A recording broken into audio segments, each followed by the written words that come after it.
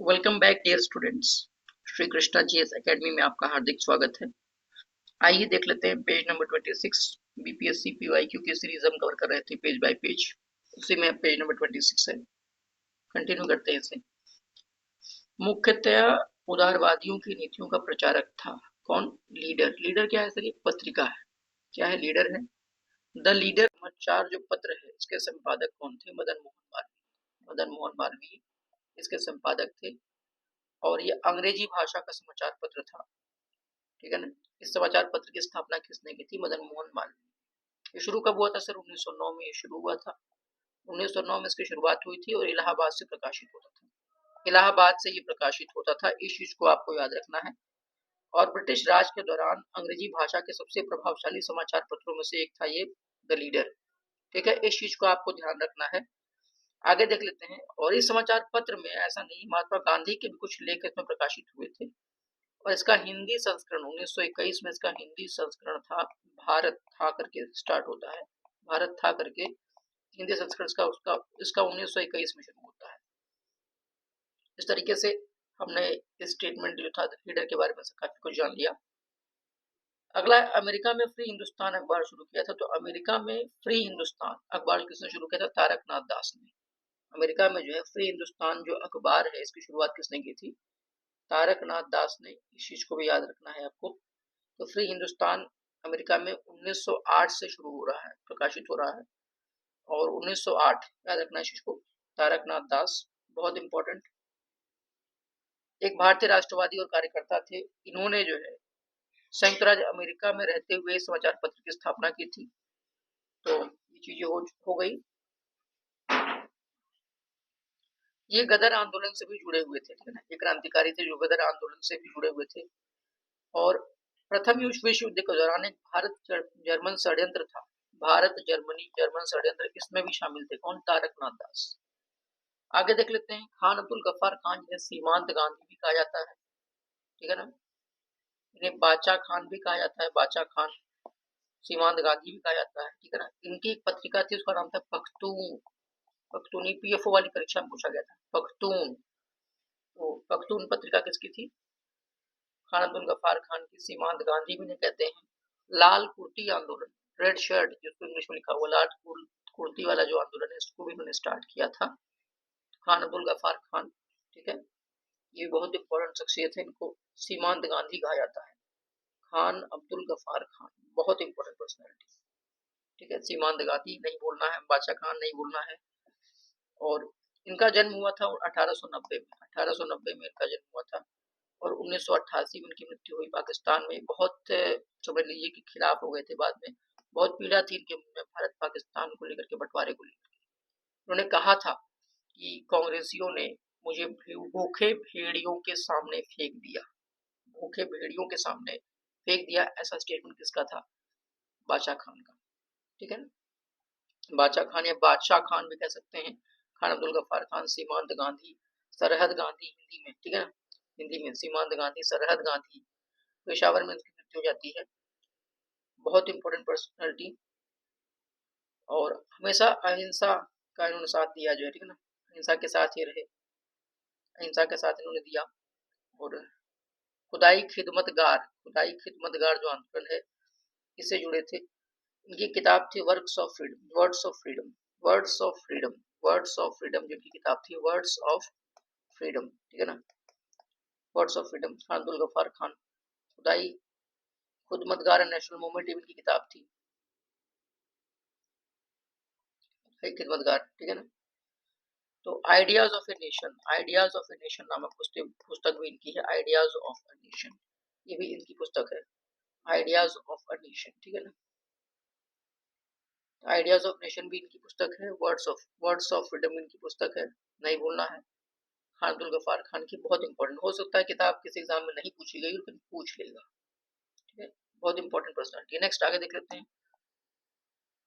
ये लाल कुर्ती जो आंदोलन हुआ था, जो लाल कुर्ती आंदोलन आपका हुआ था, तो खुदाई खिदमतगार जो है, पहली बात तो खुदाई खिदमतगार की स्थापना कब हुई थी? खुदाई खिदमतगार जो है, पहली बात तो ये आपका किसके द्वारा शुरू किया गया? खान अब्दुल गफ्फार खान के द्वारा। बार बार बोल रहा था कि रिपीट हो जाए। खुदाई खिदमतगार का मतलब होता है ईश्वर के सेवक। ईश्वर के सेवक। यह एक अहिंसक प्रतिरोध आंदोलन था जो भारत में ब्रिटिश शासन के खिलाफ लड़ा गया था। ठीक है, कहाँ पर? उत्तर पश्चिमी सीमांत प्रांत में। नेतृत्व खान अब्दुल गफार खान, खान अब्दुल गफार खान। ठीक है, 1929 में खान और अन्य नेताओं को गिरफ्तार कर लिया जाता है और ये 1929 का ही मामला चल रहा था। लाल कुर्ती आंदोलन या रेड शर्ट मूवमेंट भी इसे कहते हैं। लाल कुर्ती आंदोलन या रेड शर्ट मूवमेंट भी इसे कहते हैं। ठीक है, red shirt movement, red shirt movement.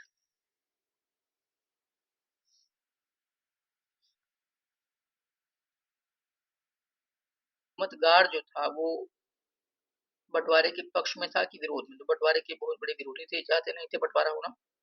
1987 में 1987 में खान अब्दुल गफार खान को जो भारत रत्न से नवाजा गया। ठीक है ना, किसी गैर भारतीय द्वारा, मतलब क्योंकि वो तो भारत पाकिस्तान के नागरिक थे, किसी नॉन इंडियन के द्वारा ये पहली बार ऐसा हुआ था कि क्या दिया गया था? भारत रत्न दिया गया था। इसको इनको खान अब्दुल गफार खान को 1987 में।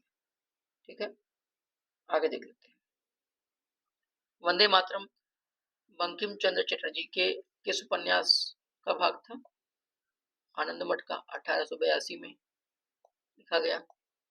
सर इनका अंतिम उपन्यास कोई था? यस, सीताराम, 1884-86 में लिखा गया। तो इसमें सन्यासी विद्रोह का जिक्र किया गया था आनंद मठ में। सन्यासी विद्रोह आपको पता ही है, 1873 के आसपास से चल रहा था। 1773 नॉट 1873, सॉरी 1763-73 के बीच में चला था। आगे भी चला, ऐसा नहीं है। वॉरेन हेस्टिंग के समय तक, जब तक ये थे तब तक ये चल रहा था। छिटपुट कई जगह पर हो रहा था। इसमें भवानी चरण पाठक का नाम इम्पोर्टेंट है। तो बंकिम चंद्र चटर्जी जो है, ये चट्टोपाध्याय भी कहीं कहीं लिखकर गया था। इन्होंने राष्ट्रगीत वंदे मातरम की रचना की थी। बंकिम चंद्र चटर्जी काफी इंपॉर्टेंट शख्सियत, ये उपन्यासकार भी थे, कविता भी लिखते थे। 1838 में इनका जन्म होता है और 1894 में इनकी मृत्यु हो जाती है। ठीक है, इसका मतलब ये याद रखना कि 1894 के बाद की किसी भी घटना में ये नहीं थे। अप्रैल 1894 में के बाद अगर कोई भी घटना आती है, वो पूछता है, ऑप्शन में ये भी रहता है कट जाएगा, अपने आप एलिमिनेट हो जाएगा। मैं आपको डेट्स इसलिए ध्यान दिला दे रहा हूँ ताकि आपको दिमाग में रहे कि हाँ भाई ये तो उस वक्त थे ही नहीं। तो खत्म, उनकी डेथ तो 1894 में ही हो गई थी। इसके बाद के आंदोलन में कहाँ से रहेंगे? अपने आप इनका ऑप्शन एलिमिनेट हो जाएगा। ठीक, बहुत सारी किताबें भी इनकी थी, पत्रिकाएं थी। किताब में को मैं बता दे रहा हूँ, कुछ नाम मैं बोल दे रहा हूँ। ठीक है, आनंद मठ हो गया, कपाल कुंडला 1866 में, 1865 में Durgesh Nandini, the poison tree, the poison tree. ठीक है, ये भी इन्होंने लिखा है 1884 में। वंदे मातरम 1882 में, ठीक है, आनंद मठ में मिला। अलग से किताब भी लिखी वंदे मातरम। राजमोहन वाइफ, राजमोहन की पत्नी, राजमोहन वाइफ की कब लिखा? 1864 में। देवी चौधरानी 1884 में लिखा, देवी चौधरानी का नाम। ठीक है, फिर विश्व वृक्ष, विश्व वृक्ष वही पॉइजन ट्री जो विश्व वृक्ष मैंने अभी बताया, वो 1873 में बंगाली में, बाद में उसको ट्रांसलेट हुआ पॉइजन ट्री 1884 में। कृष्णकांत की वसीयत, कृष्णकांत की वसीयत आपको सिर्फ एक बार सुन लेना है क्योंकि एग्जाम में आएगा तो आपको ध्यान में आ जाएगा। कमलकांता, बंकिम चंद्र, मृणालिनी, मृणालिनी, ठीक है ना, मृणालिनी, ठीक है ना, बंकिम चंद्र चट्टोपाध्याय की बहुत सारी राइटिंग्स इनकी। कपाल कुंडला,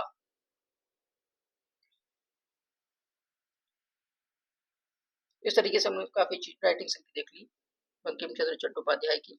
तो 1894 में इनकी डेथ हो गई थी, याद रखना। 1838 में इनका जन्म, 1894 में इनकी मृत्यु। 1894 के बाद किसी भी कालखंड में, किसी भी क्रम में, किसी भी मतलब आंदोलन में, किसी भी चीज में इनका नाम नहीं रहेगा क्योंकि थे ही नहीं। इसलिए आप आसानी से इनके ऑप्शन को एलिमिनेट कर सकते हो। देशेर कथा किसकी पुस्तक है? देशेर कथा की पुस्तक है सखाराम गणेश देवस्कर की। सखाराम गणेश देवस्कर, बहुत इंपॉर्टेंट पर्सनालिटी ये भी है, सखाराम गणेश देवस्कर। ये इनकी पुस्तक थी देशेर कथा। तो 1869 गांधी जी के ईयर में, जिस ईयर में गांधी जी का जन्म हुआ था 1869 में, इस साल इनका भी जन्म हुआ था, लेकिन इनका दिसंबर में हुआ था, उनका अक्टूबर में हुआ था। और 1912 में इनकी मृत्यु हो जाती है। ठीक है, ये सखारी देवघर जा रहे, ठीक है, आगे देख लेते हैं। सखाराम गणेश देवस्कर देवशेर कथा जो पुस्तक है, ये आजादी के समय ही लिखी गई थी, देवशेर कथा।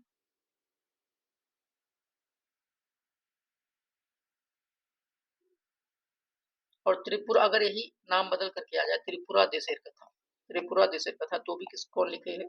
इन्हें लिखा है सखाराम गणेश देवस्कर, है ना। ये अरविंदो के करीबी सहयोगी थे ये। और देवघर स्कूल, देवघर आपको पता है झारखंड में है, झारखंड का जिला है जहाँ पर बाबा बैजनाथ धाम का मंदिर है, ठीक है ना। तो देवघर स्कूल में उन्होंने शिक्षा प्राप्त की थी, वहां शिक्षक बन गए थे और देशेर कथा नामक पुस्तक प्रकाशित की।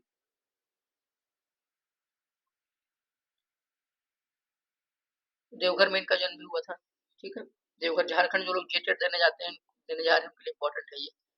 इनका नाम सखाराम गणेश देवस्कर। आगे देख लेते हैं बारे में और कुछ बता दीजिए। देशेर कथा जो है बंगाली में लिखी हुई थी। और कब लिखी थी? 1904 में। 1912 में इनकी मृत्यु हो गई थी। 1904 में पुस्तक लिखी हुई थी देशेर कथा बंगाली में, इसके द्वारा अभी मैं बता चुका हूँ सखाराम गणेश देवस्कर। झारखंड में जन्म हुआ, देवघर में, ठीक है। इस पुस्तक में क्या है सर? इस पुस्तक में जो है ब्रिटिश शासन के तहत भारतीयों की जो गुलामी और शोषण के बारे में बताया गया है। उसका हिंदी अनुवाद बाबूराव विष्णु पराड़कर ने किया है। विष्णु पराड़कर ने किया है, देश की बात नाम से, तो काफी इंपॉर्टेंट है ये। इस पुस्तक पर 1910 में इस पर अंग्रेजों ने क्या लगा दिया? बैन लगा दिया था, ठीक है। इस पुस्तक को अंग्रेजों ने बैन लगा दिया था। आगे देख लेते हैं। इंडिया फॉर इंडियंस, भारत भारतीयों के लिए। अगर किताब की बात करें, किसने लिखी किताब? सी आर दास ने। सी आर दास, चित्तरंजन दास, बहुत इंपॉर्टेंट पर्सनैलिटी। इनकी वाइफ थी बसंती देवी, इन्होंने भी काफी ज्यादा कंट्रीब्यूट किया है भारतीय आंदोलन में, आजादी के आंदोलन में। अगर कोई पूछे कि इंडिया फॉर इंडियंस किताब किसने लिखी, तो सी आर दास। लेकिन किसने वक्तव्य नारा दिया था इंडिया फॉर इंडियंस, यानी भारत भारतीयों के लिए, ये कहा था दयानंद सरस्वती। दयानंद सरस्वती, महर्षि दयानंद सरस्वती, इन्होंने सबसे पहले स्वराज शब्द का भी यूज किया था, महर्षि दयानंद सरस्वती ने। इस चीज को ध्यान रखना। किताब की बात पूछे तो सी आर दास। सर सी आर दास कौन थे? सी आर दास बहुत इंपॉर्टेंट पर्सनालिटी, स्वराज पार्टी के गठन में इनका प्रमुख रोल था सी आर दास का। इनकी वाइफ थी जो, पहली बात तो सुभाष चंद्र बोस का राजनीतिक गुरु इन्हें माना जाता है, जिसको सी आर दास को, सी आर दास। सर दीन बंधु और देश बंधु दोनों अलग अलग। देश बंधु कहा जाता है सी आर दास को, देश बंधु सी आर दास। लेकिन दीन बंधु किसे कहा जाता है? दीन बंधु, ये किसे कहा जाता है?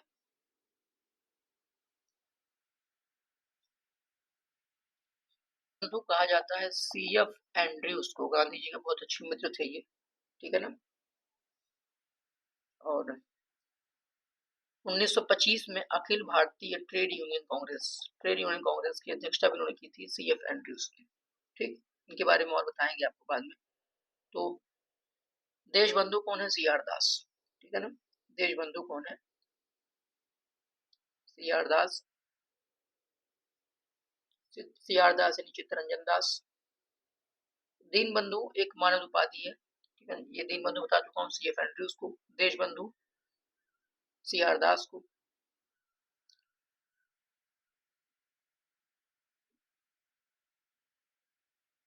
आगे देख लेते हैं।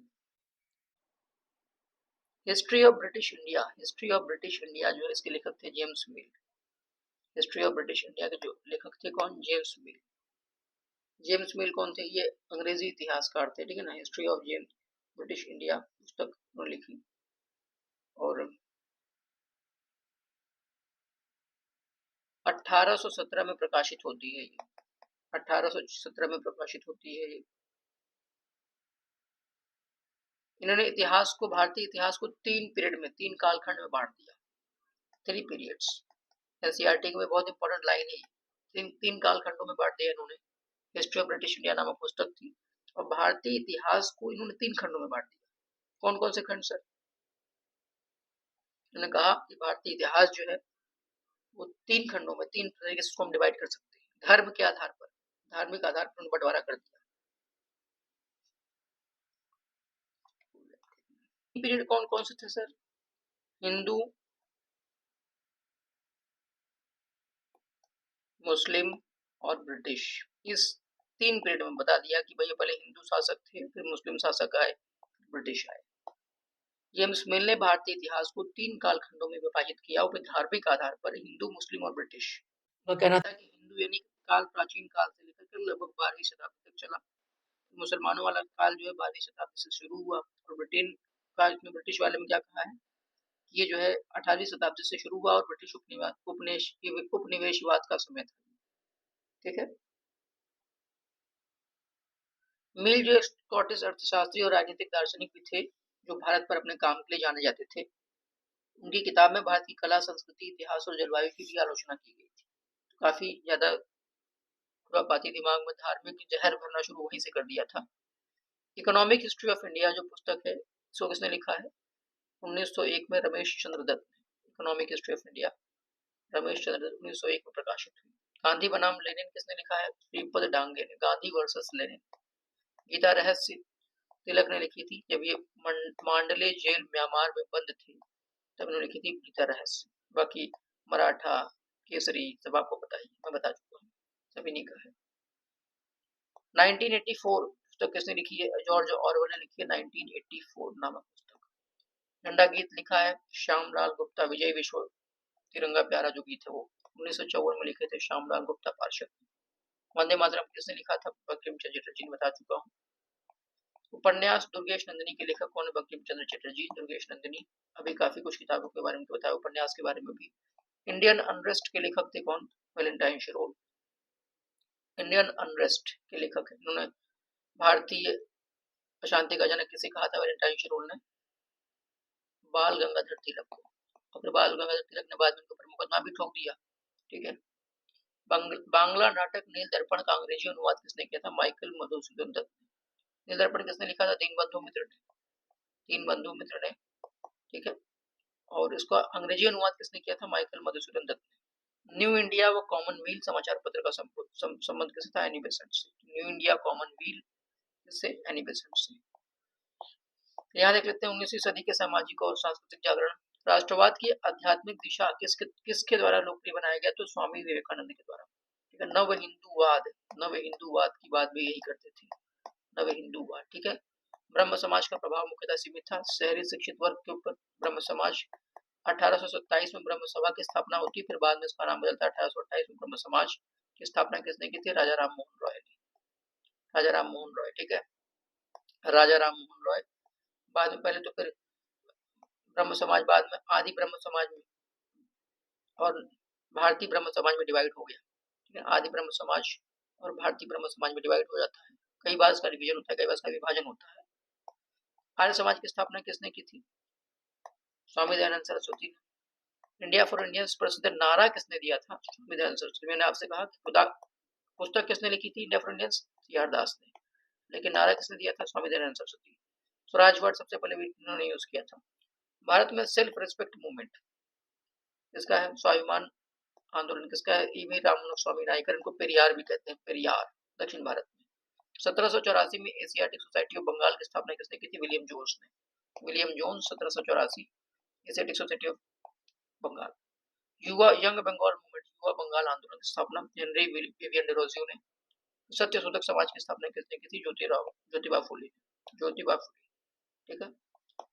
प्लीज आप लोग कंफ्यूज मत होइएगा, ये कोई महिला नहीं है, ये पुरुष है। बहुत लोग ज्योतिराव सुनकर क्या सोचते हैं कि तो भाई कोई महिला होगी। ज्योतिबा फुले ये पुरुष थे। ठीक है ना। सत्य शोधक समाज की स्थापना ज्योतिबा फुले। इनकी एक पुस्तक है गुलामगिरी, गुलामगिरी, इसको याद रखना है। पेज नंबर 26 कंप्लीट होता है। Thank you.